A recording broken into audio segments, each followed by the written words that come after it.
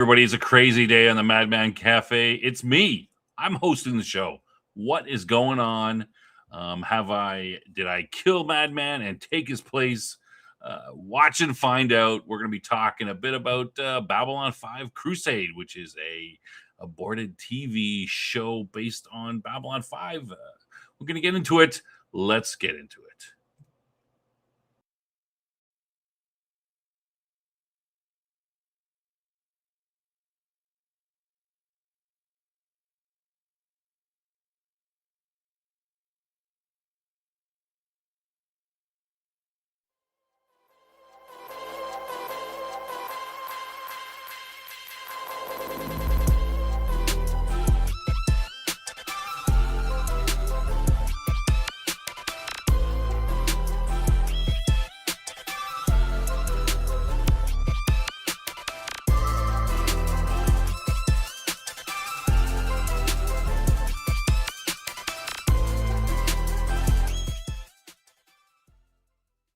In place of a dark lord, you would have a queen! Not dark, but beautiful and terrible as the dawn! Treacherous as the sea! Stronger than the foundations of the earth! All shall love me and despair!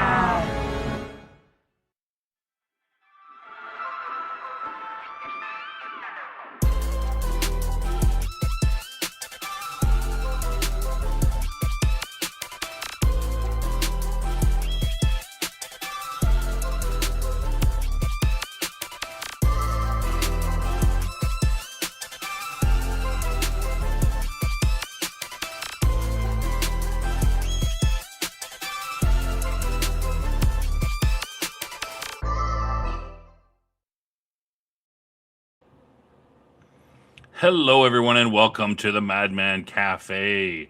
Love me and despair. I'm taking over today. Al's off somewhere. I don't know. He might have been arrested. I think maybe the Google guys. There's been some problems with YouTube lately. AI problems. The Google guys might have asked him to fly into California and consult on the problem, something like that. I don't know exactly what's going on. But anyway, I'm here, and we're going to be talking about Babylon 5 related stuff today. Yeah, it's crazy. It's crazy. The Canadian invasion has begun. There's you can see right behind me. There's a clip of it right there. Anyway, I'm your host, Science Fiction Snob, and I'll be taking over today, and let's bring in our guest panelists. Well, I should say guests. We're all guests. The other regulars that are usually on the show. First off, it's the man that the audience loves for his takes. Always wanted to hear his crazy ideas and takes. It's Outpost Nerd. Welcome, Outpost Nerd. What's up, my nerd geeks and dweebs? What's going on? All right. And, of course, we also have Dean. Welcome, Hello Dean. there. It's good to be back. Good to be back. Obi-Wan. Hello there. Hello. All right. So, I'm not sure. Like I said, I'm not sure where Madman is. Do you guys have any idea where he? I don't know if he got arrested. I hope everything's okay.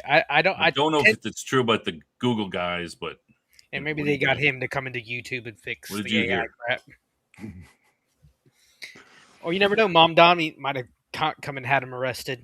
You know, he's right there in New York. So you think that could be it? Yep. I think Captain Kirk's come back in time, absolutely offended by some of the music videos he's put up and kidnapped them. No, could be. He took his revenge. I'm sorry I don't have a cooler video than that to do, but I'm a substitute. I am the lesser version. What is happening? So it's the Dave asks what's happening. Yeah, it's the Canadian invasion of Madman's channel. This is, you can see in the background, that's a recent photo of the Canadian Army on exercise or something. All with their top of the line stuff. And that's what I'm taking over today, and we're going to be talking about some Babylon 5 stuff, I think. Do you guys got anything before we get started? Should we jump right into it, or let's jump right on in it? Charged with wrong think? Maybe, could be. Could be. No one's got anything. No. I'm good. We're good. All right, I'm going to switch the graphics to something a little more. Oh, if it can come up here, something a little more Babylon 5-ish. That probably fits in a little bit better. Okay, so the first thing, I'll give a little bit of background here. This is I don't know. Watch Babylon 5, our show with us. You'll know that I am the virgin of this group anyway. My job is not to look ahead and watch anything and see it from virgin eyes. So, he asked me to do this, and I'm like, but I don't know anything, and I'm not allowed to look. But anyway, we're going to do it anyway. So the other, but Dean and Outpost have both. They're not virgins. No, they're allowed to. I don't think, Dean, you said you haven't watched Crusade. You said I haven't. I got midway through the first episode before giving up. Yeah, but at least you're allowed to. Yeah. Yes. You're allowed to. Well, let me give a quick background of the show, and then we'll jump right into it. Okay, so it was a spin-off of the Babylon 5. It aired starting in June of 1999. So that's like about a year after Babylon 5 ended. I think Babylon 5 ends in 98. Sounds about right. Yeah. It takes place 5 years after the events of Babylon 5, and there's a movie. There are 5 Babylon 5 movies. One of them is, The Road Home is the most recent one, but A Call to Arms is one of the movies, which I haven't seen, but it is based on that movie. So that movie kind of acts as a lead-in or a pilot. It's a pilot, basically. Yeah, it's the pilot. Okay, I'll give this. So the Jakar have released a nanovirus plague on Earth, which will destroy all life on Earth within 5 years if it is not stopped. A Victory-class destroyer, the Excalibur, has been sent out to look for anything that could help the search for a cure. And that is the idea of the show. It was supposed to be. It has a 5-year. It was supposed to have a 5-year story arc, this. What I would just read to you would be solved in the first 1 or 2 seasons, and then they would go on to other storylines. Had some big problems in the show, which is kind of what we talked about between the producers and the executives at TNT, the American network, and the show was canceled before the first episode was even broadcast. If you could believe it. I could. Yes, had some problems. So they had a total of 13 episodes in the can that were aired, and they had another up to 14 to 22 episodes that they had set to go, but they were never filmed, if you can believe it. So this is kind of a stunted, half season because of that. Outpost, you want to take us from the top there with a little bit more about the show? So, this was they're called the Drock. They were servants of the Shadows. I'm not going to go in. You just watched that episode recently where shared in the episode where you learn who Valen is. Remember how Sheridan goes into the future? Right. They had something to do with that. I'm not going to go into details, but they had something to do with La. Okay. Yeah. So they have something. Are they the guys? Are they the guys that we saw staring at Sheridan or one of the other characters? Like they had like these big bulbous heads. Those aren't the Drock. No, I don't think so. You'll know them when you see them. So I've only seen. Those are the movement. Yeah. Those are the only other people that we've only other race that we've seen that we don't know is some big bulbous head guys that were looking over somebody. I can't. So this is set like you said. It's set 5 years after the Shadow War. There are new players in the galaxy. I'm not going to go into too many details, but one of them, the ship, the Excalibur. Let me share a picture of the ship from Reddit. It is I think a unique. I like the ship. Let's see. I've never shared on Restream. Give me a second, and it's being a real pain in the ass today. There it goes. I'm sharing my screen now, Snob. If you want to bring it up,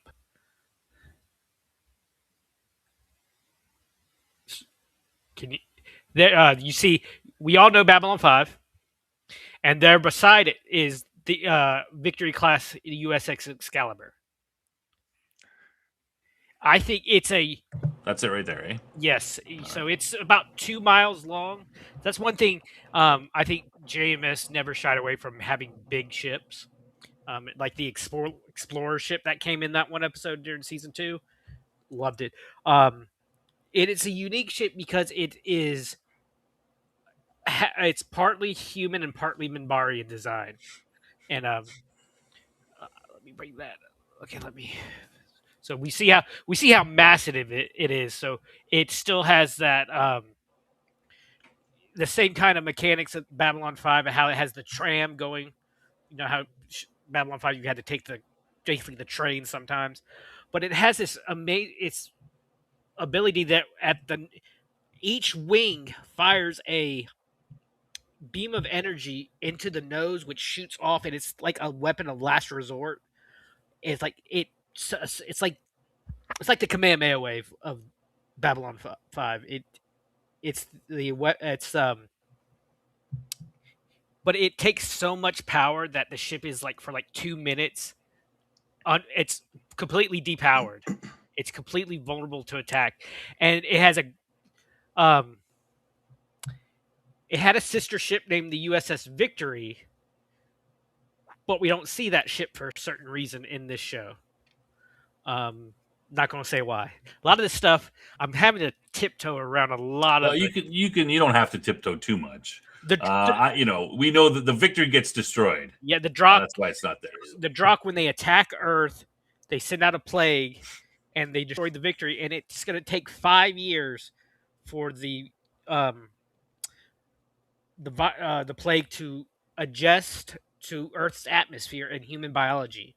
So the Excalibur is turned over to Captain Matthew Gideon, who is played by Gary Cole, who people will know as he was Ricky Bobby's daddy in Talladega Nights, and he was the boss in Office Space, the one who always wanted him to stay over, and he was Mike Brady in the Brady Bunch movies.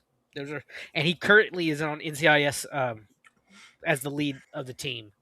So he's Gary Cole has a huge yes.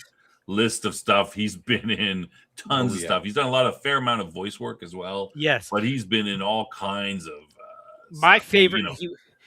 He's the guy you see him, you go, oh, I've seen that guy before. My favorite show he did was Scooby-Doo Mystery Incorporated, which was a darker kind of story arc-driven Scooby-Doo series that they had that my nephew and I used to watch all the time. But it also had Daniel Day Kim, who was bring him up. He played Chin-Ho Kelly in Hawaii Five-0. He did an episode of Enterprise. Lost. Yes, and he did. He's was the in the Korean Good guy Doctor. in Lost that couldn't speak English.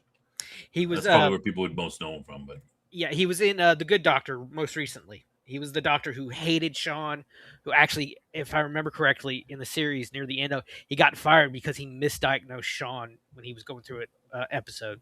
But he plays a telepath. Let me bring up his name. His name is John Matheson. He is because this is something that we won't ever see in the on video is the telepath wars. Yes, yeah, he was in Hellboy, the recent where David Harbour from Stranger Things played Hellboy. He played the I can't remember his name in Hellboy. Great actor. I love watching him. He's such a great actor. I remember him. I used to play Saints Row, and he was Johnny Gat, like the out of control crazy gangster that everyone loved. But he deals with a lot of stuff because Psycor at this point is disbanded. They lost the telepath war, so he's under a lot of scrutiny because he's a telepath. And Gary Cole's character, Captain Gideon, yeah, that's Gary Cole. A little older picture, yeah. But he's a great actor.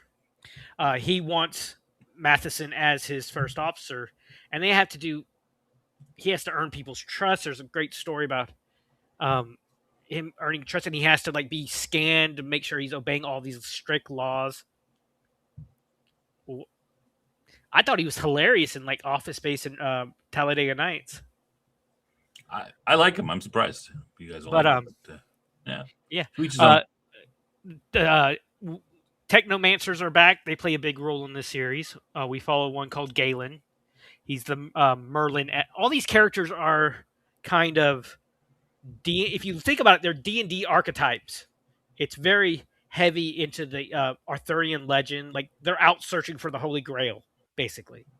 They're trying to search for something to bring back to England to bring back spring. If they find the Holy Grail, it'll bring back spring.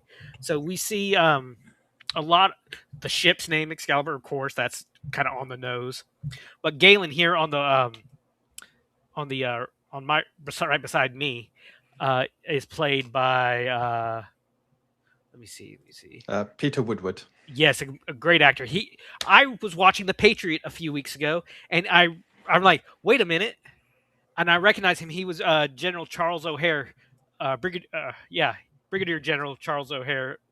He was the one that was like the aide of what's his name, the main general of the British Army during the Revolutionary War. Can't remember his name. Yes, that's him. But I like you have the typical thief. You have Gideon. He's kind of like the paladin archetype. You have Daniel Day-Kim, who's kind of like the squire, of But you also have a character who he's right here beside Daniel Day-Kim, played by David Allen Brooks, which I don't think I ever saw him in anything after this. His name's Max Ellison, who is not military, bit pervy if you ever watch the episode, but he's a archaeologist for the same company that Sheridan's wife worked for, and they hire him they conscript him to kind of figure out how looking at ancient ruins could help them in their search. And then you have Marjan Holden, who plays the Dr. Sarah Chambers, much more interesting than Franklin, in my opinion. That's not difficult. I got to be honest. But she played. You remember in Mortal Kombat Annihilation, the second Mortal Kombat movie? Remember Goro? I can't remember her name. She was the four-armed one that appears in the beginning, that works with Shao Kahn. Shiva. Yes, that's her. She really buffed up for that. And then Carrie Dobro played Nafil, who's your typical. Yes, that's her. I always thought she was very pretty. I don't know what that's from. This looks like from Mortal Kombat. No, okay, that's her in Mortal Kombat. I'm talking about the other picture. I guess I'm lagging a little bit. Yeah, I don't know that one. But doesn't matter. Great. I thought it was a pretty good cast. It just I think people were fatigued after Babylon 5. The ratings at the last season of Babylon 5 kind of went down the tube because all those movies were meant to be backdoor pilots for other series. Because we had there's another one called Legends of the Rangers was supposed to be a backdoor pilot, and Sci-Fi Channel tried to pick up the show, but they couldn't fit it in their budget because at the time they were getting ready to do start their entire stream of miniseries because 2000 to 2015 they had Sci-Fi Channel had a new miniseries every year, but it also there was one point where they got almost Star Trek-esque uniforms that were just so ugly. They looked like just jumpsuits. They didn't. It was awful. So the studio. Nope, you still there? No, I think we might have lost Oh, them. If you would cut you off. like me? Oh, you're Okay, go ahead. Okay. Yeah. I think one with fatigue, and studio interference again. This could have been a good show if they would have just let Straczynski do his thing. So let me give a little bit more background on that. So there was conflicts between the producers of the show and the executives at TNT. And as we mentioned, it was canceled before the first episode was broadcast. Apparently, the TNT's, this is what it says. I don't know how true this is. TNT's market research indicated that the people who watched Babylon 5 didn't watch other TNT programs, and TNT's main audience was not watching this show. So they wanted, it was kind of, they're like, this doesn't really fit in with our network. So that's the suggested why they wanted to get rid of it. And Straczynski, JMS believes that the network interfered with the production and attempt to get out of their contract by messing with it, and then being able to argue later that they didn't deliver the series that they wanted. So it sounds like it was not very good behind the scenes. They made 13 episodes, canceled it. They had four more scripted, I think, at the time or more. And as Outpost mentioned, the Sci-Fi channel tried to pick it up, and they wanted to continue it, but they were unable to find the money. What is going on? Sorry, that's my cat is destroying the room right now. Right on. 2 seconds. That's all right. The cat didn't like the show either. But I'm looking at the unfilmed episode. We were going to get an episode with Bester coming back, which I would have loved to see. So there's sort of three main plots, I think, going on, and Outpost, you can tell us if you've seen the whole thing. There was the Drock, Yeah, their attack, yes, The Drock. their attack, the telepath war, and then a bunch of stuff about Mars independence, which was the sort of the main lines, and there was a little bit about the shadow technology, because that's the technologies used to. So there's a little bit of that. So that was the sort of the main lines, I guess, of the first season. I don't know. You can fill us in a little more. I would say this show is about consequences and not following through. Because when you deal with a superpower collapsing, like the Shadows, what's going to happen to all their weapons and technology? It's going to get out and hit everyone's hands that doesn't know how to use it. That's the problem we had when the Soviet Union fell. What was going to happen to all those weapons, and guns, and nukes and everything? So it had a bit of like post Cold War era themes, I would say, because like Londo said to Sheridan, you forgot to you didn't handle their servants, basically. Remember, he blamed Sheridan for what was happening to Centauri Prime, because he did. And there's the character Nafeel, she's actually the last of her race, because her in the last days of the Shadow War, we don't see this in Babylon 5, so I don't feel bad for saying this. Her planet is completely destroyed by by the Shadows. We don't see that. We don't hear about it until Babylon 5: A Call to Arms, I don't think. But so we're seeing consequences for them not cleaning up the mess better after the Shadow War in Crusades. Because if it wasn't for that, we wouldn't have had the plague on Earth. So it has a lot of different themes to it. But I would say the plot is the not so much the Psy-Core war. It's more the aftermath, because that's already happened. The Psy-Core has already been disbanded, and that's all in one of the books. I can't remember which one that JMS wrote. So it's the aftermath. The people are still, telepaths have been sort of reintegrated, but they're still seen with suspicion, that kind of thing. Yes. Oh yes, they have strict laws. They cannot scan anyone without consent, and randomly, like a random drug test, a powerful telepath will come and deep scan them to make sure they're not breaking the laws. They're not usually allowed military service, but like I said, Captain Gideon wanted Matheson uh, specifically for the job and would not take no for an answer. Because in the first episode, Gideon is commanding a destroyer, and that's when the Drakh plague is dropped on Earth, and his crew almost mutinies.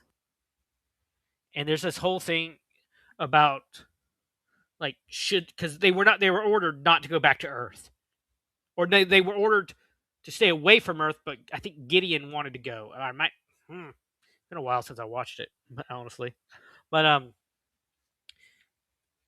Matheson wanted to stay, or he followed Gideon while the rest of the crew tried to mutiny.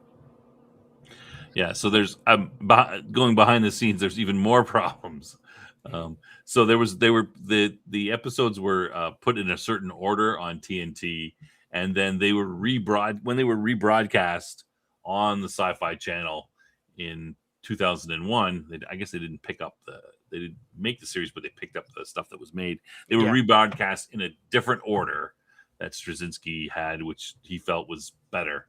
And then later on, he a third order he formally endorsed a third order as the true chronological sequence of the in-universe, the way that it should go. And then apparently there's a fourth community-based order, which is the community, the Babylon 5 communities got together and said, hey, this is how you should watch the episodes. We went through them and we checked all the details, and this should happen before this, so this is the order you should see. So there's 4 different orders that the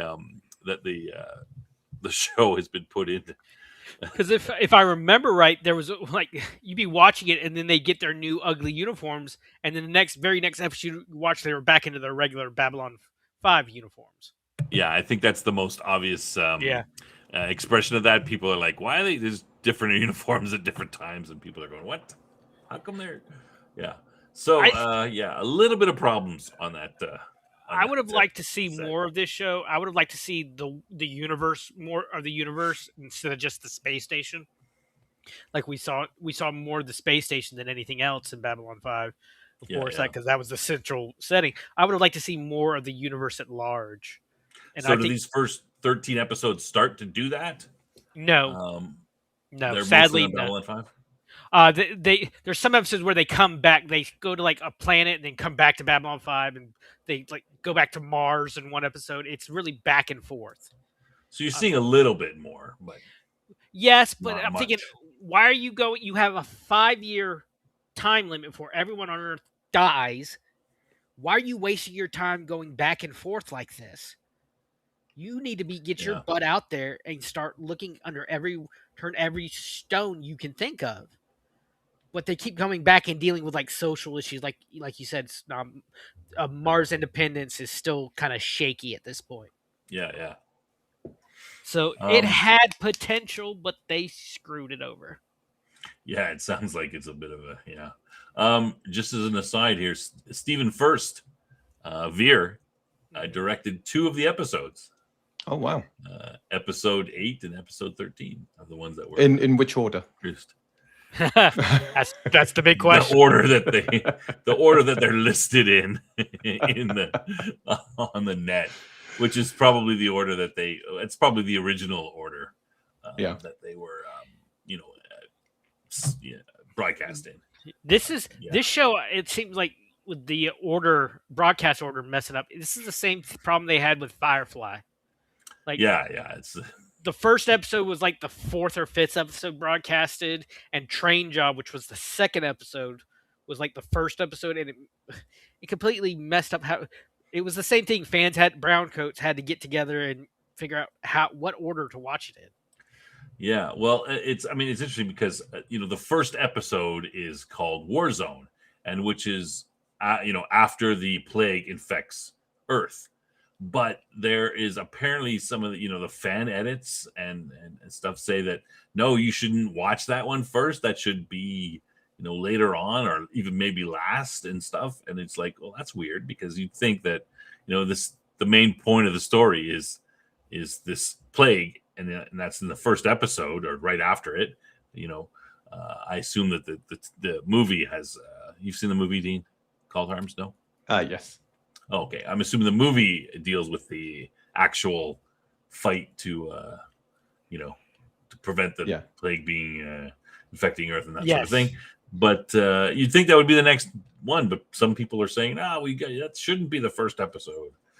So that's kind of weird. But yeah. I watched the 3 movies that came out around the time. I think it was Third Space, which I actually really enjoyed in the beginning, which broke a lot of the law. And I think at that point, I think Crusade was doomed from the fans' perspective, because there was a lot of fans that left Babylon 5 by this stage. We'd just been through season 4, and it felt rushed. It felt like they were trying to get a load of plots sort of completed. And whilst it was kind of satisfying, it wasn't at the same time. It wasn't the usual pacing we were expecting. And then we get thrust into season 5, which feels just odd. There's a lot of disparate stories. Nothing really much happens. And there's a little bit of closure. And then you get these movies thrown at us. And Third Space, I actually really enjoyed. I thought it was a solid movie. It was an interesting concept, the soul hunters and stuff like that. I thought it was brilliant. But then they did in the beginning, and all the stuff that you came to know as lore was being rewritten. And they were creating huge plot holes within their own universe. And then we get the start of Crusade, and then we get the first episode of Crusade. And in the first episode, I think I kind of checked out when I forget which woman it was, but she's in charge of weapons, and she goes into this room and starts floating and then moving her arms to shoot weapons. Crusade. No, that was not Crusade. Which one was that? That was the movie called Legends of the Rangers. Right. Well, that movie made me check out a B5 then, and I think Crusade didn't stand a chance afterwards. That one was, like I said, that was one of the backdoor pilots that never came to anything. Is basically it follows a crew of Rangers. They're not just the scouts; they're like starship crews of nothing but Rangers. And the biggest sin as a Ranger you can make is retreating from battle. You don't do that. You will be kicked out of the Rangers if you do, because they're all of a sudden we're hearing this. We never heard of with all these Rangers we saw over the course of Babylon 5. They're like line they always repeated: "We live for the one, we die for the one." Yeah. And she gets like it's this cursed little ship that's falling apart at the seams. She jumps down this like slide and is in this holographic room, and she's punching. And when she punches, it shoots the weapons, and it's like if you took one of those 0G things, like the things that are circles within circles, like gyroscopes. It looked like she was in one of those, and it was, for the time, the CGI was not good enough for it. No. But it's set up like shadows. Another race of shadow servants were causing problems. Jakar appears in it. Andrea Katsoulis guest stars in it, which he was the best part of the movie. Which I would have loved. So sad to hear when he died. But yeah, in Third Space, it was the one where they find like an alien in like hyperspace, I think. That's right. I was mixing Third Space and River of Souls. River of Souls I really loved, and Third Space. Yes. I thought they were both very good movies, but they were earlier movies, and the Babylon 5 wave was still riding high with a lot of fans that I knew who were watching it. It's when they started breaking law, and then they brought out that one movie, the one that with the Rangers, and I think for in my community within Wales, at least, a lot of people at that stage were going, "Yeah, this is kind of gone off the boil. It's not as good as it used to be." Dean, wasn't Babylon 5 huge in the UK? Oh, it is. It was. It was absolutely massive. Jerry Doyle told a story during some interviews that he did with Claudia Christian about him and Bruce Boxleitner being flown first class to London for like the premiere of Babylon 5, and he says we pulled up and there's just thousands of people screaming. It's like the Beatles, and the guy, he looks at the cab driver and says, "Who's that for?" He's like, "That's for you, mate." He's like, "Really?" He said, him and Bruce, the funniest part of the story, him and Bruce were like, he said, we went and introduced ourselves, and then while they showed it, we went across the street to a pub and had a beer. And like, we need to get back over there. It's like, oh, did you enjoy it? So I didn't realize it was so big until he told that story. Yeah. There was a thriving community, but as I said, the last set of films, The Breaking of Law, we were all talking about it. Nothing will turn a fan off faster than you've got established world building, and then you bring out a film that shatters it. And I don't want to go into the specifics because they are big spoilers for you, Snob. But Right. the film in the beginning undid so much work and so much lore and recast several characters in a very different light. And that was the one movie that at that point it was in fact, I watched that and then I went to watch the Ranger movie, and at that point I was like, no, I'm done. And I think a lot of the community over here was done at that point. So there was some problems. I mean, we know we're aware of this. So I mean, we're almost on season 3 on the other show, but season 4 was, they pack everything into season 4 and try to finish it off because there's some rumor or suggestion that it might not get a season 5. So they pack all this stuff in season 4, and then season 5 comes, and they've, a lot of the storylines that were supposed to be in season 5 or some of the episodes are already done. Yes. So season 5 is a was a bit. He had to kind of stretch it, and it was because PTEN was shutting down, so he didn't know whether he was going to get a season 5 because they were doing season 4, and that was going to be the last season aired on that channel. So he tried to give a satisfying ending, and I think the best thing you do is you tell the story you always wanted to tell, even if it leaves it on a cliffhanger. And I refer to Farscape for that.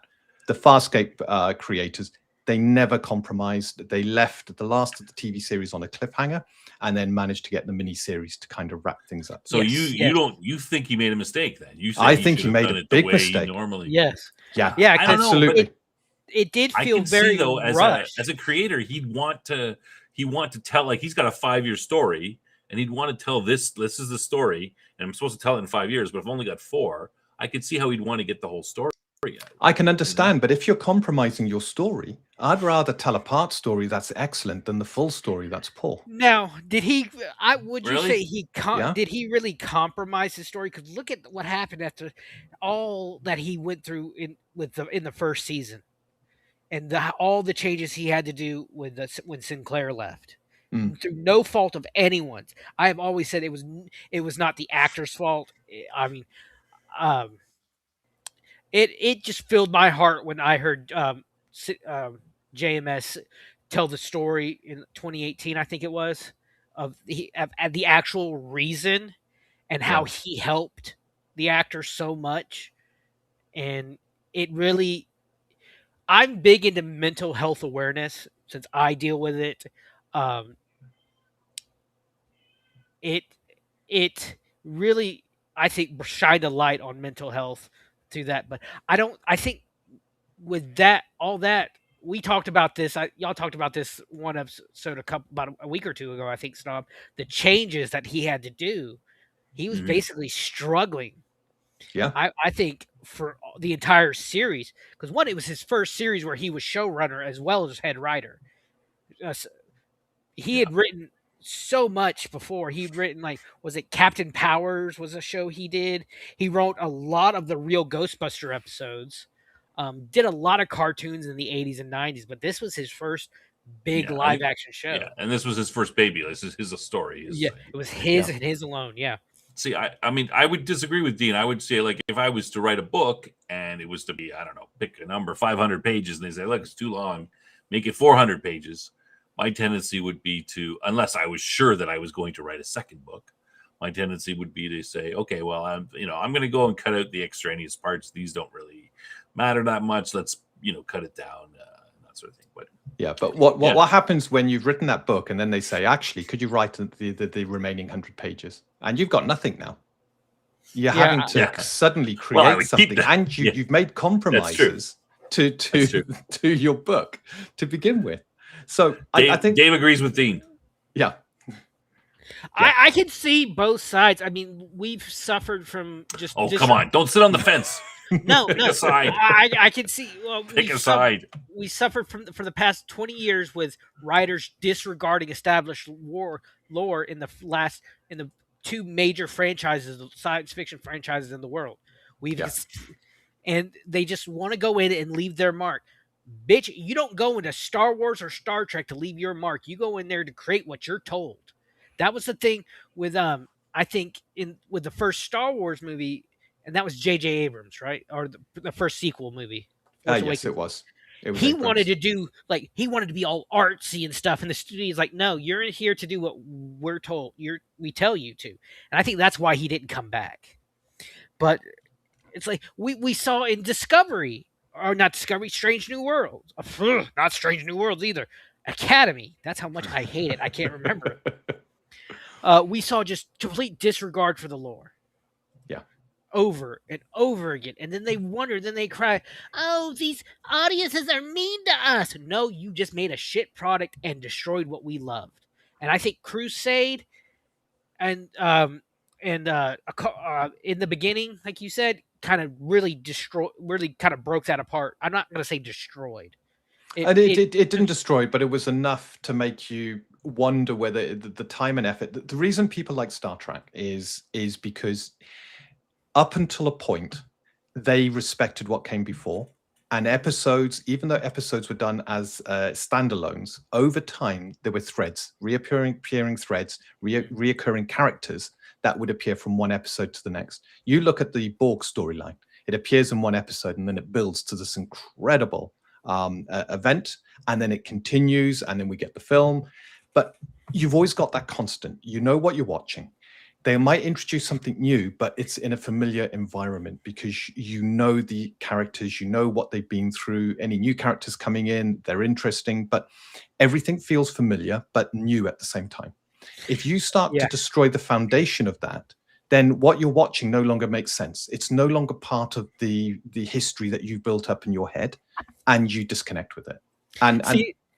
A perfect example of that. You just reminded me in Discovery, Strange New Worlds. God dang it! In Strange New Worlds, there's an episode where La'an Noonien Singh goes back in time with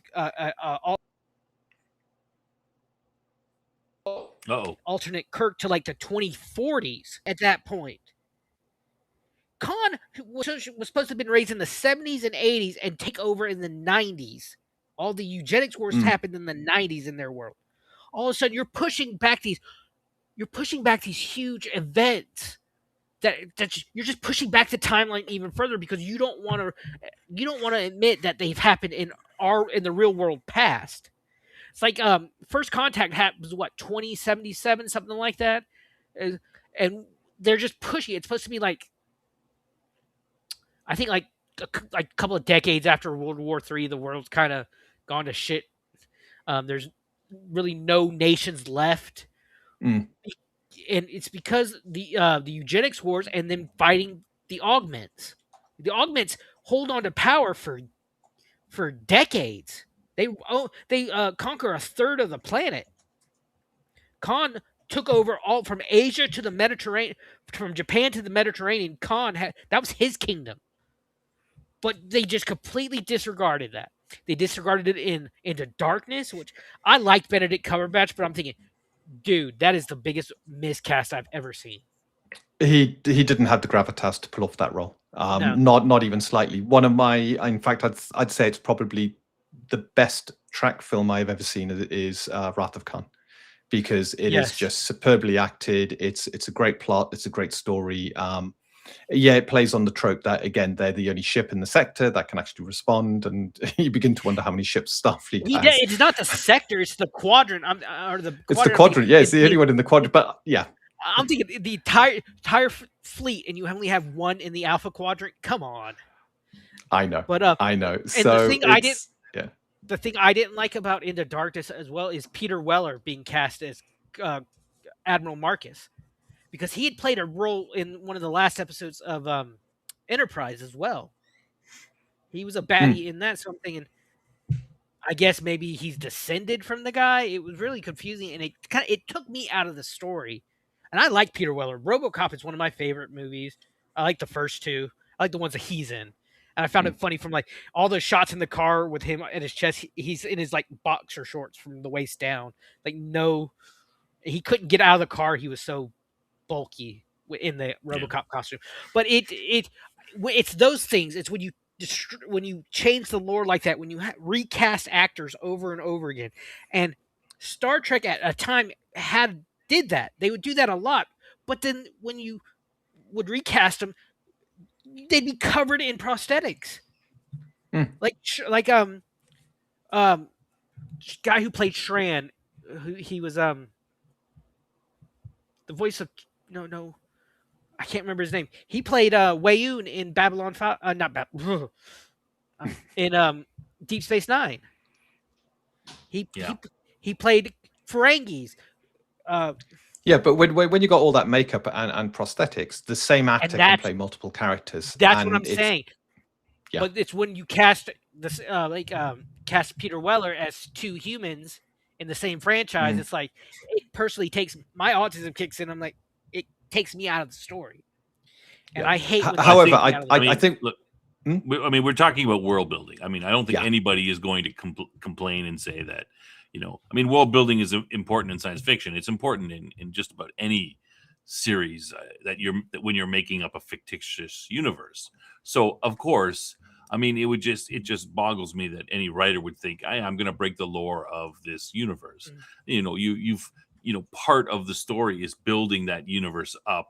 I mean, Harry Potter. Can you imagine Harry Potter? They just started, doing whatever they want. Oh, space aliens. Let's throw in this and that. No, it doesn't make sense, right? You've built this world up and you want to stick within that world. It doesn't even have to be science fiction. Any world that you built up, you're going to take the people out of it.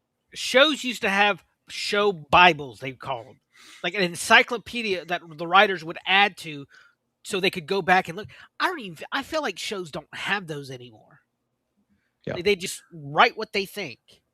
Well, I mean, I think it depends on the show and how much it has, how much of a background. For something like Star Trek, I mean, you're going to have a show Bible. You've got 60 years of films and TV stations. You don't want to, you want to stick with what's going on. But maybe people don't care. Yeah, maybe. Jeffrey Coombs is, of course, who we're talking about. There is, I think, 1, 2, 3, 4, 5, 6, 7, 8, 9 main characters he's played in the Star Trek franchise. Has he? And in one episode, he played 2 characters in the same episode. I remember him as Grand Liquidator Brunt, who had a issue with Quark and literally took everything from Quark. Yeah. Grand Liquidator Brunt. Yes. It's fantastic. He's a great actor. Star Trek was and always is a fantastic series. It's got some real miss episodes, but generally it is solid. Up until the point they stopped going forward and creating new episodes and started reusing the past and recasting and then meddling with what had come before. Yeah. You need to take what happened before and expand on it. And a good example would be what you've mentioned before, if we're talking Star Trek, the Borg, right? So the Borg are defeated. A virus is introduced in them, which breaks them from the collective. And then we see episodes later on with Borg acting as individuals and doing things and saying, I, me. And you're like, oh, okay, well, hey, we did this before. Now it's another next season. Well, what's the result of that? How are we going to deal with that? Yeah, they never explained that's a good way. How the Borg survived the virus at the end of Voyager. They never did. See, and that's the problem that Star Trek would have. They'd have episodic episodes to the extent that they would something would happen in one episode and it was supposed to be, you'd think it would affect something in another one, and it never does. Well, it does sometimes. sometimes they don't.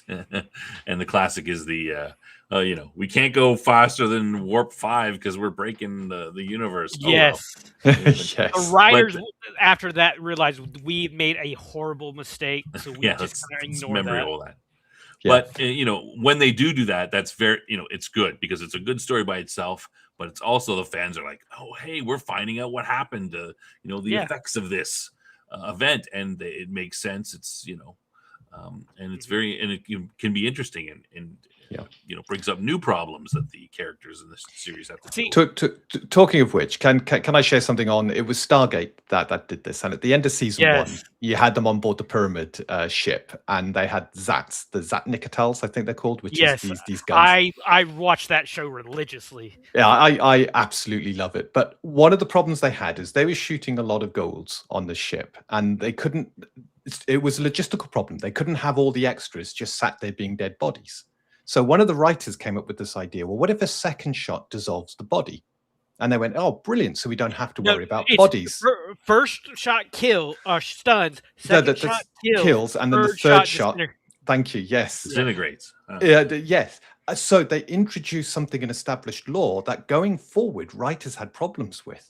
Because the Zats were being used, and sometimes they needed it to shoot twice but not kill the person. So, is there a delay between shots that is sufficient to not kill you again? And they're saying the writers had no end of problems through the following seasons. They wanted to maintain the law, but they introduced something very early on, for logistical reasons, that actually caused them no end of headaches. Yeah. Well, look, how many shots can a human body take before you miss the vital area? There you go. Yeah, exactly. And that showed it was notoriously bad for having plot elements just disappear. Yeah.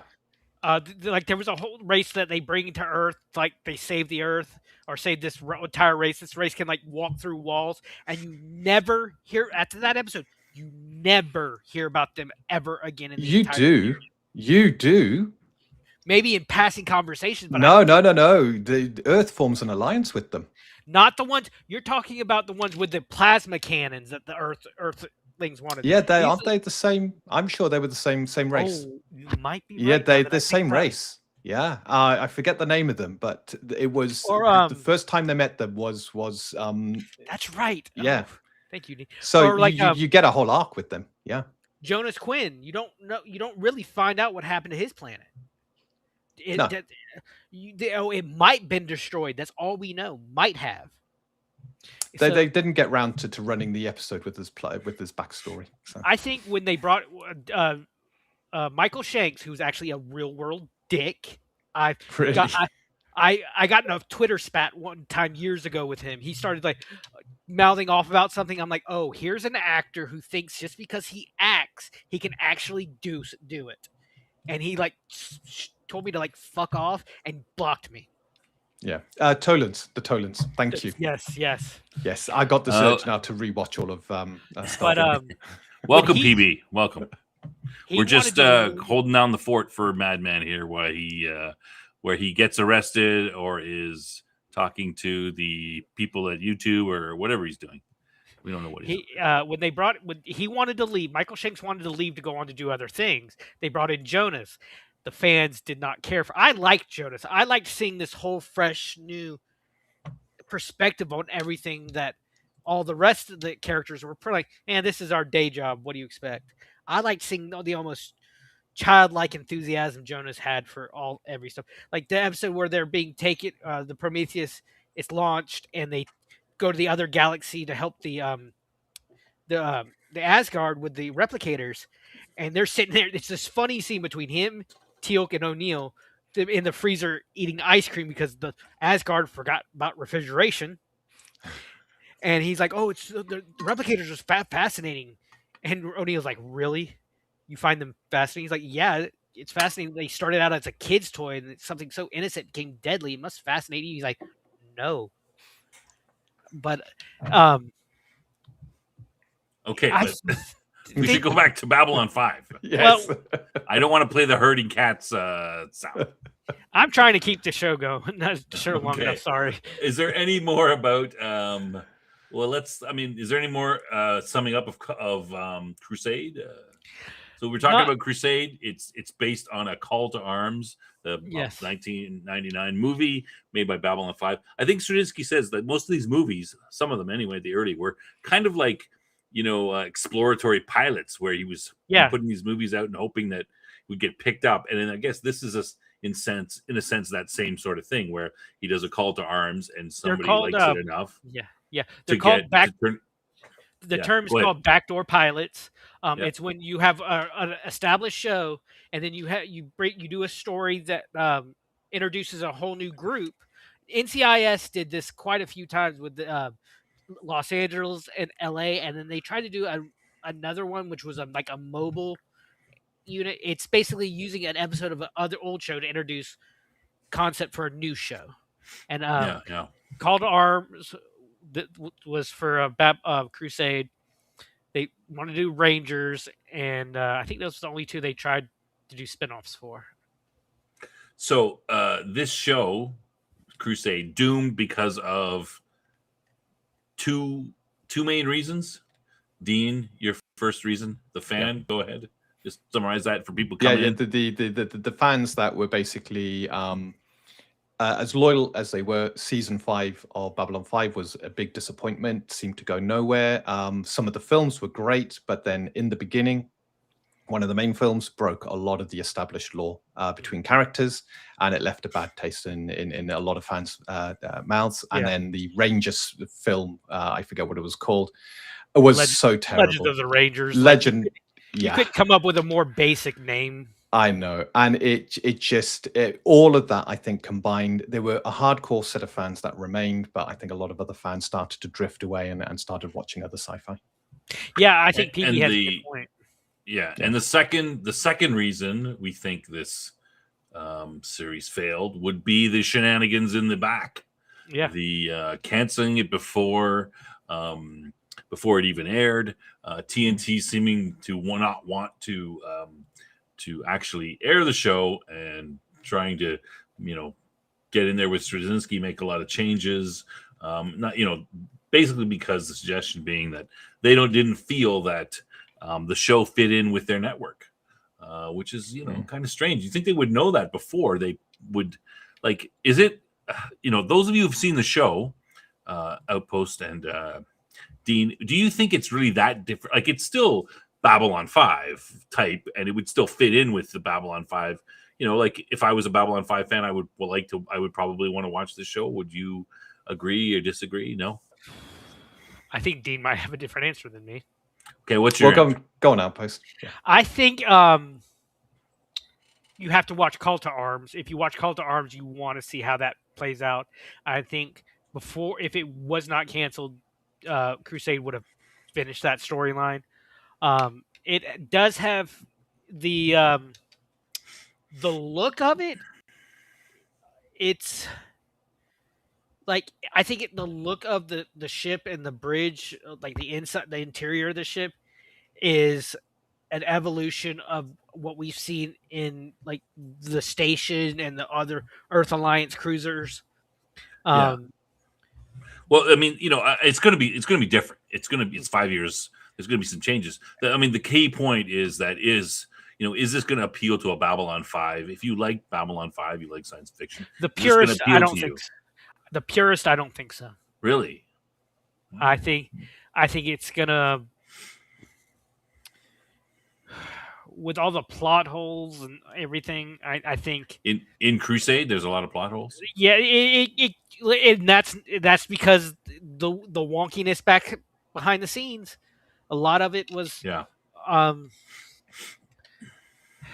a lot of the stuff you had to read the books to know about, like the whole telepath war, like I said before.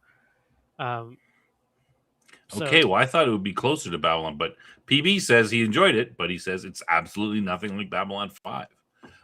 More of the same. Crusade was born of it, but completely different. Wow, that's I'm surprised. You think it'd be a little Dean, your opinion, taking out the fact that you were, quote, spoiled by the crappy movies. If you had not been, spoiled by that, you weren't in a headspace where you said, I'm getting tired of you guys screwing everything up. Would this show have appealed to you as a Babylon 5 fan more, assuming you could have seen more of it? Yeah, if it weren't for the movies, I think I would have given it a fair shot. But I think it would have suffered with something that Stargate goes on to suffer with later on, which is Stargate. You had Stargate SG-1, you had Stargate Atlantis, then you had Stargate Universe.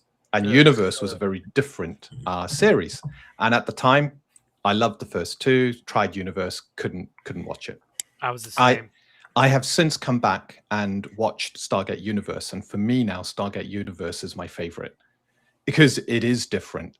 It's incredibly different. It's incredibly gritty. It's a very different vibe running through the entire season. I'm gutted it got cancelled after season 2. But they made one mistake, and I think this is why Crusade didn't work. They tried to do something radically different, similar but different, too soon after the source material. And at that point, you got a bunch of fans who are expecting one thing, and they suddenly find it's different. It's not what they were expecting, and that expectation is difficult to overcome. So the fans start to leave it because this isn't what I wanted. So viewing numbers go down, gets cancelled. It's not given a second chance. And I know with Stargate Universe, a lot of fans at the time, it was so radically different from what we had expected, from what we had known, that it felt a bit fatiguey. It felt a bit, what are they doing here? This doesn't feel like Stargate. And in reality, it's still Stargate, but it's a very different story. It's a very different theme and vibe running through it. So, yeah, I think if they'd given a little bit of a break, say a couple of years, 3 years, and then did it, I think they might have had better success. PV says it's better than every way than Babylon 5. Yeah, do you know what? cerebral. I'm going to have to go and watch it. I really am, because I want to have an informed decision on opinion on this. And without the recent, I think enough time has passed. 20 odd years. So I think you're good. I think I'm good. I think I'll give it a watch because I like all the actors here. I didn't like them in The Legend of the Rangers, and that really put me off Babylon 5. But I like the actors here. I like the premise. I like the idea. So yes, I think it's worth probably watching it just to see, is it as bad as people say it was. Yeah. Well, I think too, it also helped you had more established actors in Crusade. I can't remember anyone from Legend of the Rangers except for Andrea Katsoulis, and of course that was Jakar. You have here Gary Cole, who was already had a huge movie and film career by the time Crusade came, and Daniel Day Kim at the time, and since has just gone through the roof in movies and TV shows. So and let me ask you this. You said, how do you think that Deep Space Nine didn't fall into that trap?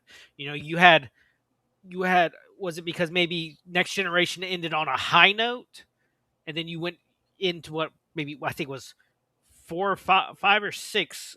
I can't remember what season of Next Generation that Deep Space Nine came out. But all these shows, like all the Star Trek shows, all 3 of those Star Trek shows in the 90s, they came out in the middle of each other. So why do you think we didn't get Star Trek fatigue until 2005 with Enterprise? Well, I would say that perhaps that the showrunners for Star Trek were just different enough, but not too much. Mm-hmm. It's still, it's still, the same, but slightly different enough. Like trapping a ship in the Delta Quadrant, far away from anybody else, alone, by yourself, versus a frontier type town, which is DS9, as opposed to exploring, instead of being on the horse and going to the next. That's a good point. Town. So maybe they found that sweet spot that is different enough, but not too different. I remember Deep Space Nine came out, and there were questions. People were like, "What? They're not going to be on a ship. They're going to be a space station. How's that going to work?" And there was some grumbling and stuff. I mean, we look back, and now it's better. Like, there's one episode in first season of Deep Space Nine. It's Q shows up on the station. He does something that they have to figure out how to stop, and he says he's taunting the command staff, and he says, the Enterprise would have already figured this out. And Cisco looks at him and is like, "We're not the Enterprise." Yeah. And I think that's them saying, "We're not the same show. We're not the best of the best. We're kind of the B team to an extent." Because when you're on the Enterprise, that's the flagship. That's the best of the best of the best. With Deep Space Nine, it started as a backwards, no value station, and then it was only at the end of the first episode where it became the most important spot in the in the entire galaxy. There's some truth there. I mean, that's probably a bit of the writers taking a little thumb in the nose at the fans a little bit. Dave, just your point here. I'm not saying what order they should be viewed in, but there are 4 different orders. The first order is not, the way that it was first aired on TNT is not supposedly the best order. When it was rebroadcast on other networks, then it was they changed the order, and that is supposedly is better. JMS Michael Straczynski has endorsed a third order, and then the fans have come up with another order, which they say from they've looked at the various episodes, pieced them together, and say that should come before there, and et cetera, et cetera. So you can do what you like. Look at whatever order you want, and I don't know. I haven't seen it, so I don't know which is better. I wanted to ask you guys about PB's question here. Crusade and Stargate are the best of both franchises, but rather different. Cerebral first, serious human drama, better than what it became before, but too different. I don't know if you want to comment on that. I could see. I had the problem that Dean had with Crusade with Universe. I got through like the first few episodes, and I couldn't do it. That doctor, that lead scientist guy, was just screwing everyone over. Oh, he's great.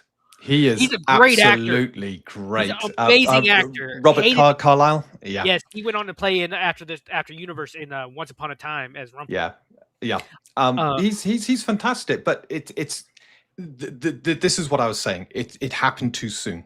Yes, that was my problem. Yes. Yeah. Coming at it this was probably about 10 years after. Watching it, the characters they come across realistic. His character is, you're right, he is out for himself, but it's not like he's trying to dick people over. He's just so driven, and you can see that drive that he will do anything to achieve what he wants. His goal was always to understand far more about the Atlanteans and all about this, what was it, the 8th chevron? Because they never knew where this 8 address went, and they couldn't get that 8th chevron to lock. And when he got it, that was it. He was now living his dream, and everything he had done was leading up to this. Very complicated characters. I thought it was really great, but it wasn't. It was not Stargate. It was too soon after Stargate. To come back, I think this is a nice way to circle back. The Next Generation, DS9, Voyager, they've all got a bit of overlap with each other, and they all work. They all start on each other. Like the first episode of Deep Space Nine is on Enterprise, and the first episode of Voyager is on DS9. They interlap. They do. But you know what remains constant, and what makes you think you're watching Stargate throughout? The uniforms. The uniforms do not change. The ships look similar to each other. There might have been some changes through the series that kind of get folded across, but generally you're looking at a world you've come to love and know through the previous series that you now adopt. It's a different story, it's different challenges, but you get used to it, you get used to the new actors, and then you continue to love that story. The writing was great, the set pieces were constant, and the world building was fantastic, and that's how they managed to keep people clinging on from one season to the next The Stargate is the perfect. Yes, it was the ninth chevron. I was thinking that. I was questioning because the 8th one is Galaxy and the 9th one is the unknown chevron. And yes. It is. I loved it because like I just said, the Stargate is the perfect literary device. You could just step through and write. The writers could do anything they wanted. Yeah. And you did talking about the technology. You could see how the technology got better, upgraded. Like the X303 was kind of small and clunky, but then like the George Hammond and all these other ships, they were sleek and like real powerful. You saw the technology growing, and you also saw them like the P90, the guns. I've heard military guys say that's like the worst gun a military unit could use, but they used it because it looked sci-fi-ish. There's a great story that one of the producers told on the at a convention that was on for the on the special edition for Continuum, that he went on a tour with the commanding general at NORAD, because SGC is below NORAD, under Cheyenne Mountain is where NORAD is. And he said they walk by this big metal door, and in white stencils it says Stargate Command with a big keypad. And the commander looks at him and says, "You don't know how many people come on this tour looking for that door." And the producer's like, "Oh, that's amazing. What's behind it?" "It's a broom closet." Yeah. But it is. It's the broom closet. That's what they'd tell anybody when they're hiding a top secret. The military said Stargate was an amazing recruitment device. They said the recruitment for the Air Force just skyrocketed when that show was popular. There's a scene in Continuum where they get stuck on an ice shelf in the Arctic, and there's a shot where in the background 2 nuclear subs come up. That's a real shot. That's not CGI. The Navy was like, we'll send a couple of subs and we break through the ice for you so you can get that shot. The military there's a scene where O'Neill walks into Hammond's office and Hammond's talking to another general.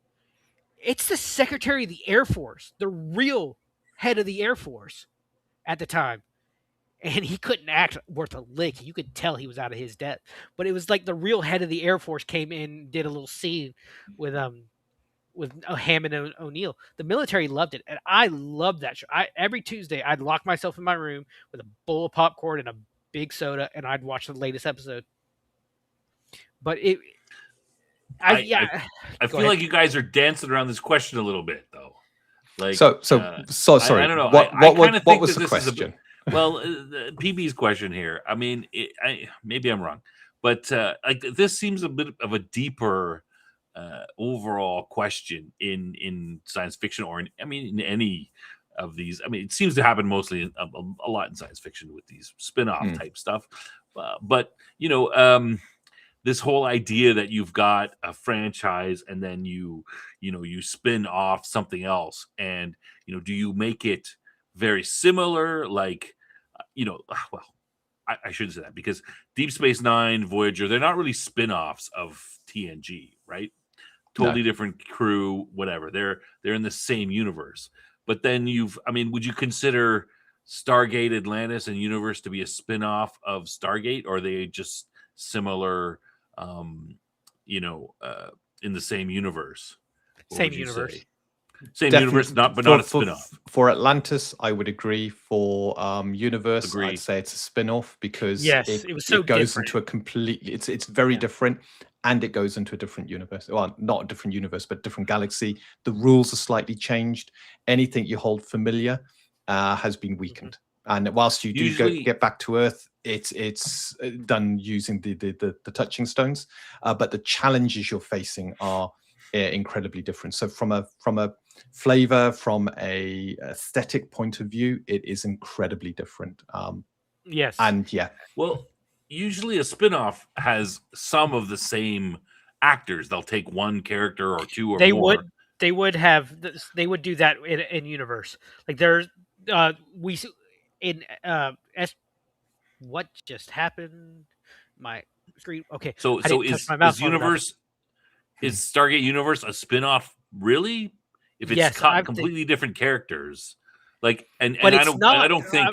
I'm trying to say it's not, because they would communicate with Earth. Like, there was a couple episodes with Richard Dean Anderson as General O'Neill. But that's not a spin-off. That's just like having Picard happen to be on DS9 on the first episode. That's more of a fan thing to keep the fans going. Oh yeah. What do you mean by a spin-off, though? Well, I said I think I don't, I'm spitballing here. I would say a spin-off of a TV show would be where you take one or two characters from the original show and they would be in the new show, and they usually be minor characters or something of that nature. But for example, DS9, I would not say is a spin-off.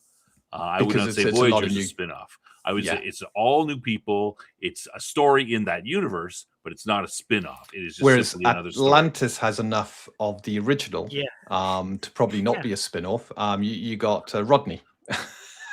Well, that's my question. Sam, is it a spin-off or isn't it? Sam comes back for an entire season, remember? Exactly. So I'd say in that instance, Universe definitely is a spin-off. There's not enough continuity in characters between but there the main is series still there's enough that... No, a spin-off would have some a spin-off would have some characters from the original in it. All right, hang on. I think I'm getting this. Yeah. You're getting mixed up.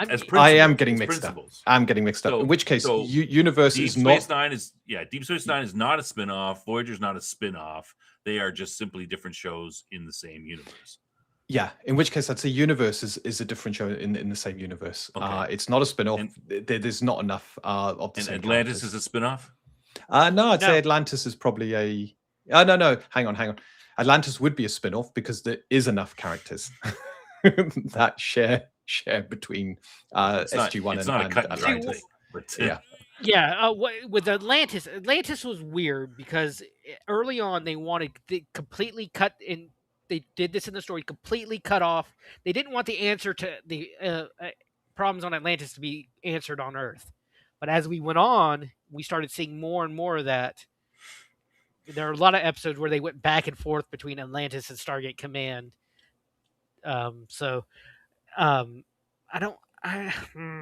Yeah, but that's not, to me, that's not, going back between other established groups within that universe doesn't make it. Okay, here's what Google tells me, because that's part of the same universe, right? So just because the Enterprise shows up at DS9 doesn't make it a spinoff. It just means a spinoff is a new independent entity, often a company or media project that's derived from an existing one, the parent.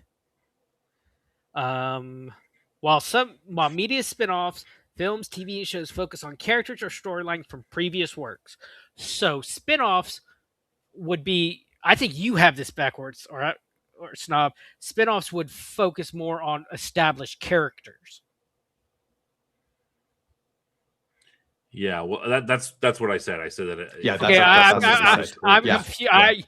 My brain is now. So Atlantis wouldn't be Atlantis would be a spin-off. There's enough reoccurring characters. There's enough connection back to this source material. Whereas Universe almost starts fresh. While it does have some connection, it's very vague. Yeah, and I think Outpost, that might be the industry definition for a spin-off, which might not be the same as my own personal one. But I'm sorry, you're wrong. I'm kidding. Yeah, but that's that's a separate. Like I kind of see that.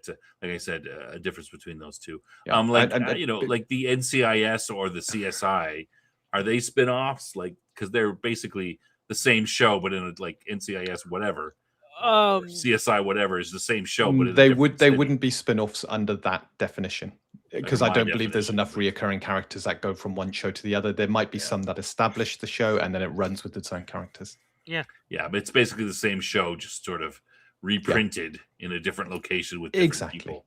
Yeah, and NCIS has been on so long. I think it's time for them to pull the plug on NCIS. It's been going on for like 25. Never Google. Yeah, but you could say. I mean, you could say in that definition that Voyager and Deep Space Nine are the same. Are just they're not reprints of. They're not like a CSI just cookie cuttered over, because they are some slight differences. We're going to go on a space station. We're going to be lost in another galaxy, and or in another part of the galaxy, and that makes a big difference to what both those two things make big difference. So that's an interesting question. The whole how Star Trek did that with arguably their most successful three shows, which would be Voyager, DS9, and TNG. How they worked that versus how other Stargate or various other franchises looked at that. It's interesting. Yeah, NCIS is original, just a new cut, copy, paste. That's my opinion too. Even though I haven't really watched NCIS or CS. NCIS itself is I've a seen them. spinoff. NCIS is a spinoff of JAG. Is it? Yeah. There's an episode, That's right. of JAG where Gibbs and DiNozzo come and investigate the JAG team. Yeah, that's true. But then you've got NCIS. Yeah. Whatever. NCIS is probably the most successful spinoff of a series ever. Yeah. Now, if you did it's the same thing. If you just did, let's say you took a Next Generation and you just said, hey, we're going to do the exact same thing, but we're just going to be a different ship with different people. Yeah. It's going to be the USS, Excelsior, Columbia, or pick some other name. And they're going to do some similar stuff. And then that's kind of that's no little difference. Yeah. All right. Okay. Did we beat this to death? No. Yes. Beat this to death. Okay. Let me see here. Come on. I got this. Let me just find this. Al gave me a whole bunch of notes and stuff. I got it's random notebook paper. There's nothing on that paper. One page. Double-sided. Look at this. It's all printed like we can't. Single spaced. What am I? I'm not a slave here. I'm not doing this. Get rid of that. Well, he wrote 18 pages, front and back. No, just one page. He's not the boss of me. I don't have to do what he says. He can't stop me. It's too late. All right. Is there any? We got a little time left, gentlemen. Is there something that you burning desire that you want to talk about, or someone in the chat? Let us know here. I'm throwing the script away. We do whatever we want.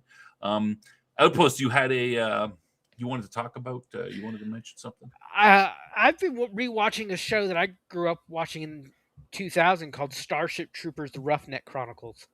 Have you ever seen that? No. No, I haven't. Oh, hang on. Is that the animated one? The CGI one.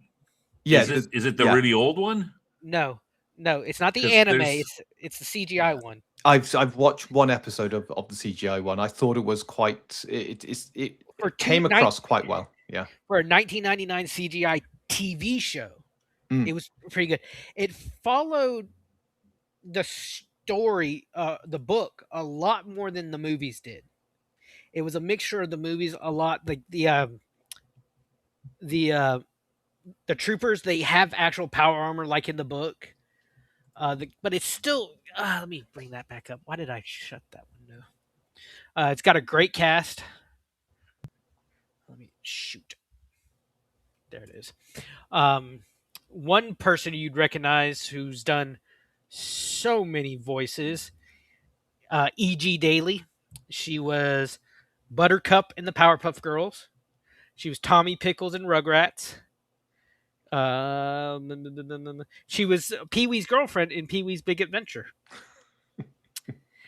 She played Dizzy. She played basically it's instead of the Terran Federation, you have PsyCon, which stands for like what is it? Let me plot. The Strategical Integrated Coalition of Nations. It's less on the fascism and more on the sci-fi. You follow each. There's 4 or 5 campaigns. Another character actor who played a character is Bill Faber. I can never say his name. Fagerbakke. Patrick Starr. He does this. David DeLuise. We were talking about Stargate. Peter DeLuise, his brother, was one of the producers and writers on Stargate. He went on to play in Wizards of Waverly Place. He was the dad. But it deals with like PTSD a lot for a kid show. It's a 1, 2, 3, 4, 5, 6. 6 campaigns over like 20-something episodes. The wiki is saying here there's 8 story arcs or campaigns, 5 each. Maybe they do different. Yeah. Okay, I remember actually seeing a bit of this, but I was a little turned off by the roughness of the CGI. Like, it was a little bit. Again, I was like, it was 90s CGI television CGI. It wasn't. It was very, it wasn't very sharp either. It was very. This was only 5 years after Reboot, which that series Reboot proved that CGI could be done on a TV show. And it has also Later, Dave. Has Ryder Strong, who was the best friend in Boy Meets World. I don't know if y'all ever watched that because I'm so much younger than y'all. Basically, like it difference from the models. Johnny Rico in the novel is Filipino. In the show, he kind of follows more of the movie. He's Argentinian because the bugs send a meteor to Buenos Aires in the beginning of the first movie. I love the first movie. Not a fan of the other ones. Private Jenkins is complete amalgamation of characters. In the book, Dizzy is a man. In the movie and the cartoon, Dizzy is a girl that Rico hooks up with. This one, it follows how the troopers have power armor instead of like just that body armor you see in the movies and you've seen in everything else after the movie. But it brings in an alien race called the Skinnies, which they are enslaved by the bugs, but they defeat the bugs and join the humans in fighting them. It was I recommend the show. I recommend it. Just got to realize it was early TV CGI. Yeah, I'm looking at a trailer, and it's not as bad as I remember. I'm seeing in the trailer, like it's they're a little rough, but it's like when they shoot the bugs, there's no gore. It's just the bullets disappear in them. There's a part that I recently watched where one of the troopers has to crawl into a mud pit, and the mud just sits there as they're pulling him out. It doesn't move or anything. There's very little environmental interaction. So it was rough. Well, story's more important anyway. To me. And yeah. And I think, to be honest, looking at the trailer as well, it's one that I would, if the story's great, I would see beyond the roughness of the CGI, because it gives you that kind of feeling of what's going on, and it would be the story. I'm glad to see that Clancy Brown makes his reappearance in it as well. Yes, he was the only actor from the movie who reprised his role for the show. Yeah. Entirely new cast. The guy who plays Lieutenant Razak is how they pronounce it. It's Rakjak in the movie, Razak in the show, who's the lieutenant of the Roughnecks. Michael Ironside's character. Yeah. Love him. He's one of my favorite actors of all time. And I think his actor went on to do a voice of Superman in one of the iterations. I can't remember. The guy who plays Rico, he was Eduardo in Extreme Ghostbusters. So it's got quite a good cast actually running through it. Yeah. Yeah. It's a little hard to find a good video with good quality, so you might have to deal with low quality of it. Yeah. And that was my problem. I think it happened to be on TV, and I was flipping channels. And I'm like, wait a second. And they start talking. I'm like, this is Star Troopers, but I'm in the middle of it. I had no idea. I'm it's Starship Troopers without the gore, fascism, and sex. Yeah. I mean, I knew it was they start talking. The characters Yeah. like, oh, yeah, this is some sort of science fiction. Wait a Yeah. sec. Those look like. Oh, hey, wait. It doesn't. You don't really. Yes, PB is absolutely correct. Bring that up. Michael Ironside is the definitive 1,000% voice of Darkseid. I love him as Darkseid in the Justice League TV shows. He kills it. He's got that. Oh, he's awesome. Sorry, He's evil, man. Oh, he does a great villain. You see a little bit of the fascist society kind of creep in a little bit. Like there's one episode where Rico has gotten hurt and has almost died, and he's in one of those. You know how he in the movie he's in those one of those medical tanks when he's in another one of those, and he's telling them, "Oh, I can hear the bugs. They're coming." They think he's gone crazy. So what they're gonna do is they're going to send him to like special ops to have his mind wiped, so he can get over it and get back into fighting. But what it is bugs are digging under the ground, and the acoustics are amplified through the liquid in his tank, and he hears it. There's an episode where Carl loses his mind, and he's sent off to special projects, and they mind wipe him, so and to make him his powers infinitely more stronger. And you see a little bit of the fascist society that they in.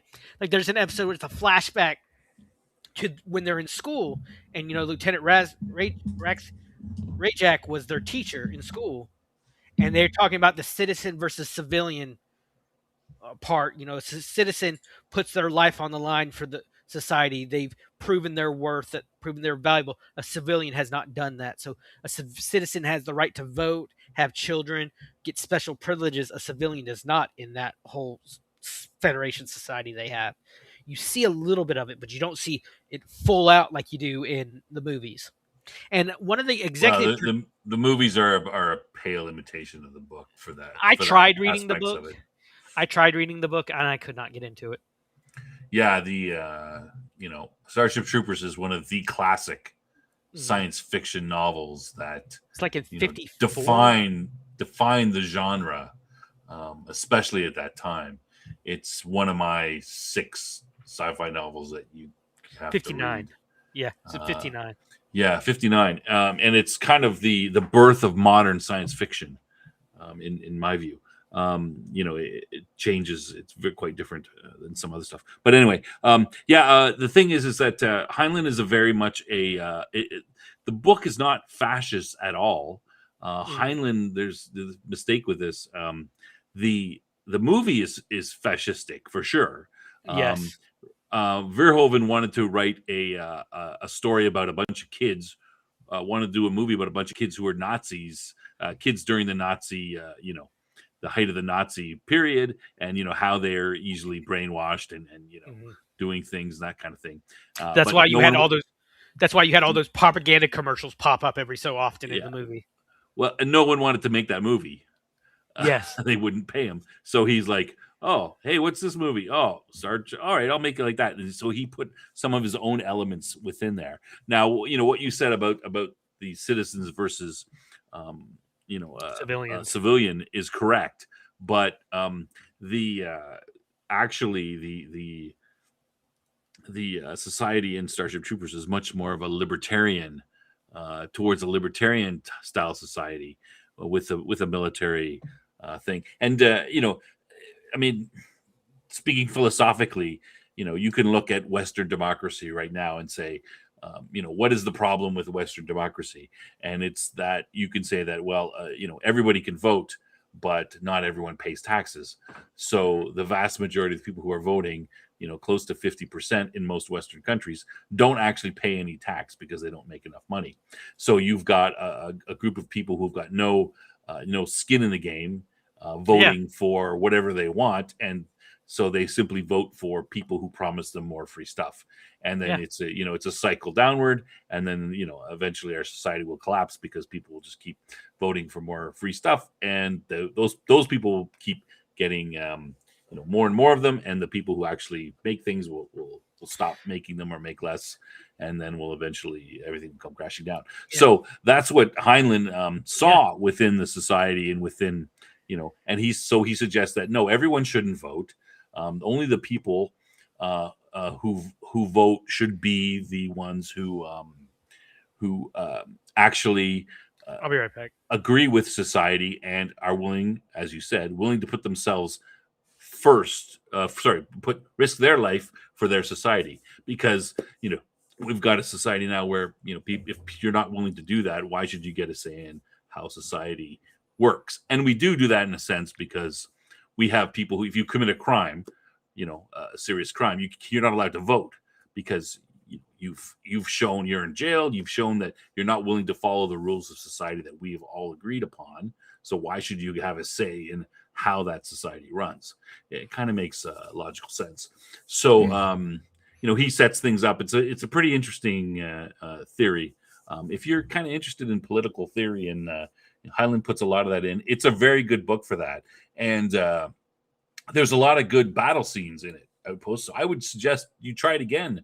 There's a lot of great combat scenes too. So if you're like, this political theory stuff is a little bit dry, I found it interesting, and there's enough of the other stuff, the action sequences in it too, to make it a good book. Highly recommend it. But yeah, I like books that kind of focus on a theme like that focus on just not focus on societal issues, but don't beat you over the head with it like we've gotten recently. Yeah, he Heinlein often uses his novels to lay out his various theories. Now, probably The Moon is a Harsh Mistress is much more libertarian and even worse for that. But it's done in an interesting way, and you're like, But he's also got various other novels where he was a bit of a polygamist and into free love and that kind of stuff. And other novels, are set up more for that as well. But he often puts that in. But it's still well written and interesting. But yeah, definitely those two novels, Starship Troopers and A Moon is a Harsh Mistress, both excellent novels, and sort of something that everyone should read if you're really big into science fiction. But ever since the movie Verhoeven, I hate the guy because of what he did.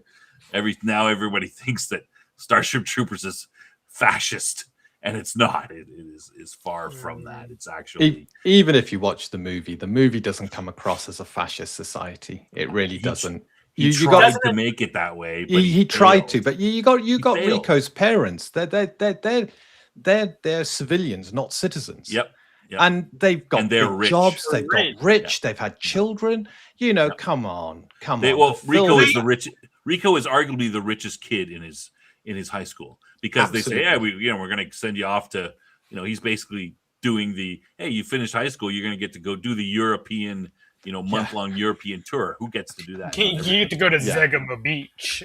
You've got to go to Zegama Beach. And then it gets destroyed. It's pretty cool. It is. But yeah, it's that's the way.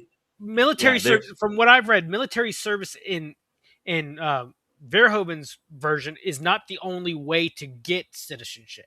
Citizenship is also rewarded for military, or for doing something special, or maybe buying it. Maybe Rico's dad did that. No, not in the novels. You have to. That's why I said the movie. Yeah, you have to serve. No. In the movie, it was clear he wasn't a citizen. He was a civilian. His father. Oh, his father was. There was the whole argument. Why do you want to become a citizen? No, his father is not a citizen. Then why did that one trooper, when they're in that shower scene when they're asking each other why they joined, one woman is like, so I could have kids. That makes no sense now. Well, there might have been some, there might have been some restrictions on how many children you can have. And that's not in the book. That is a little bit, you're right. He threw that in. There's some, she's like, I want to have kids. There may have been some restriction on how many you could have or something but that is not part of, it's kind of thrown in there, and it's not part of the book. In the novel, the only difference between a citizen and a civilian is everyone has the same rights, but except for voting. You have to prove, by you being willing to risk your life to protect society, that to to that society is proof that you are put other people before yourselves. See, from what I've read, is that what you're laughing at? Yep, that's exactly it. So that's the only difference. So you serve for a term of 2 years, and a term is normally 2 years, but the 2 years can be suspended if there's a war. So the theory is that you cannot be refused military service. Yes, you can be missing arms and legs, you can be blind, you can be whatever. It's the military's job to find you a job, as long as now they can try to make you quit. They can, send you to the worst place in the world, but if you stay and do your 2 years, you've completed it, and it doesn't matter what they've done. You did it. And in a sense, he's right, because maybe you're blind and deaf and you're a janitor, but maybe you're a janitor on Zegama Beach and you get killed that way, right? You still risk your life, and they can reassign you at any time. Just because you're a janitor now doesn't mean they can't say, guess what, here's a rifle, off you go. So I'm reminded that it's the willingness to risk your life. You don't have to risk your life. It's the willingness to do so. I'm reminded of the scene in the movie when they're handing the guy their paperwork, and he gets handed Rico's. He's like, "Oh, mobile infantry. Oh, the infantry made me the man I am today." And he pushes it back, one arm, no legs, and Rico and that's mentioned in the novel, and those guys are purposefully put into recruiting, and prosthetics are almost perfect in this society, but they purposely don't wear their prosthetics to try and discourage as many people as possible to not join.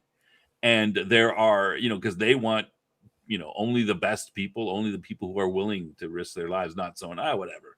And it's mentioned that, after Rico signs, there's discussion. He goes, what happens if you don't, you're supposed to show up tomorrow. You know what happens if you don't show up?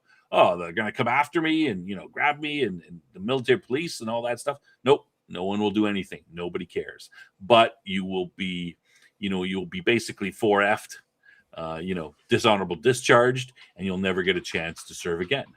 But that nothing will happen to you. You won't go to jail. Nothing. They don't care. It's simply a sieve to filter these people out. The movie's not the book. The book is really good. Can't compare the two. Yeah. The third one just got the Marauder. It was I think two other movies weren't there, but like 3 animated ones. I think 2, like the Marauder one was just ridiculous. Like the guns looked like the guns looked like toys. They tried to make it like a more fascist society, like in the first. They tried to build up on that fascist society. Like the Sky Marshal, her word is law. You don't disagree with her. She will. Well, it's the military, so. Well, no, she will. Technically, that's. She will disappear you if you so much as hear the wrong thing. God is that the Sky Marshal that gets removed from command because she made a mistake? And no, this is in the third movie. Oh, it's the third movie. Okay. Marauders, which was awful.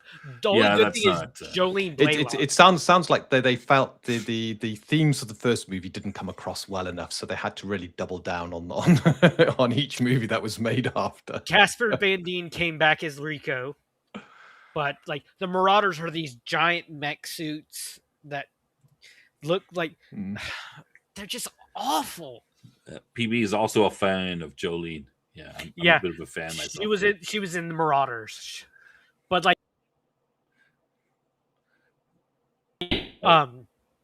you don't speak out against the war, you get executed if you speak out against the war, and religion is banned, but then they go at the end God's on our side and he wants us to win against the bugs, which is the last propaganda piece. It's like, holy crap. God is real and he's on our side. Is what it says. Yeah, that's nothing to do with the novel at all. Yeah, I'm so glad that they're taking liberties with the original. All right, I guess we're gonna start. Summing up here. I just got to go going through my notes. All right. Madman, what does he say here? He wants, don't forget during the thing to mention super chats. Okay, we're at the end, but I did mention them. Super chats and memberships are available, and his t-shirt shop. Don't forget, check out his merch. Let me put that in the chat as well. You can't say I didn't do it. Yeah. So check it out. There he is. Oh, that was you, wasn't it? Yeah. I thought that was him in the chat. That's you. That's me. That's me putting that in. Because I'm thinking, I bet he's been watching us the whole time. So he's got. He might be. He might be. He has a bunch of stuff to do. But okay. So excuse me. Says that his show. Oh, is he going to do a show? It says here he's going to do a show on Wednesday, Thursday, and Friday. I don't know if that's a live or if he's just putting out videos, but it said that Madman with the Show will air Wednesday, Thursday, and Friday. So I'm not sure what he's up to. Expect something on tomorrow, Thursday, and Friday. Wow. What is it going to be? I don't know, but yeah. All right. And he says he says don't go too long here. Dean has somewhere to be at a certain time. Don't go over 2 hours. Jesus Dean, sounds like a personal problem to me. That's nothing to do with me. I don't care. Sorry, you gotta sort yourself out. Issue. That's right. No. I'm gonna say it. Sort yourself out on that. I will. Yeah. Is there anything you guys want to mention before we end off here? Do you guys want to mention anything that's going on your shows coming up, and we'll call it? Not for me. Just tomorrow, I'm gonna be with you again. All right. Yeah, tomorrow I'm with you as well. Looking forward to that. Oh, Jesus. Can't get rid of a snob. What the hell? Maybe we'll cancel tomorrow's show. You're lucky. Oh, don't. I've been studying for it. Maybe I'll just tell you we canceled it, and but no, on our YouTube channel at the great. moment, we got an old school week this week. In that we've done 2 interviews over the weekend. One about BX first edition, second edition module called The Dire Forest, currently in Kickstarter. So if you're into your old school and you're looking for something different, created by a guy called Chris, a zoologist, and he's put all of his real knowledge into the creation of creatures and the fungus and how the forest works. So that's pretty good. Cool. But we also had an interview with Yang and Delver, the Dungeon Delver, about Empire the Undying Sun and the first edition conversion of that. So it's a 5th edition system setting at the moment. But Bill Sylvie, the Dungeon Delver, he's kind of putting all his knowledge of first edition into it and building it in first edition as well, doing a conversion there. So that interview is out on Thursday. The Dire Forest is out today and is currently live. So we've been very busy. And of course, going to be talking about Babylon 5. And in half an hour, just over, we're going to be talking on our channel about the origins of Untold Destiny and where it came from. So that's us. All right. Cool. So we got to get rid of Dean here so he can get back to his. All right. So for me, of course, we've got Babylon 5 tomorrow. We're looking at, as mentioned, Outpost Nerd and Dean will be our 2 special guests, the regulars that will be on the show. And it's and The Rock Cried Out, No Hiding Place. I haven't seen it yet. I got to watch it. It's a good tonight. episode. It's a good episode. The next 3 are good. 3 more to the end of the season. The Rock Cried Out, of course, and then Shadow Dancing, and then Zaha Doom, which is the place you're not supposed to go. No, definitely not. And we're gonna Zaha Doom. We're gonna preview our season 4 trailer as well that Madman has made up. Oh, nice. Yeah. Looking forward to that. Yeah, it should be good. He's raving about it. It's great. I see a copy. I saw some pieces of it, or at least a couple of pictures of it, but he's keeping it close to his chest. And I think this Sunday on the Top Lofty Lounge, we're going to do Digital Circus again. We're going to look at episodes 3 and 4. Unfortunately, there's only like Cam and I both enjoy it, but then we have one other viewer that seems to like it, that shows up, and no one else shows up. But we kind of want to do the final is coming up pretty soon, and I think that there is the show is pretty good, and there is some references to science fiction. For example, it's based on partially at least based on the novel, short story by Harlan Ellison, who is also a science fiction writer, but also creative consultant for Babylon 5. I Have No Mouth, Yet I Must Scream.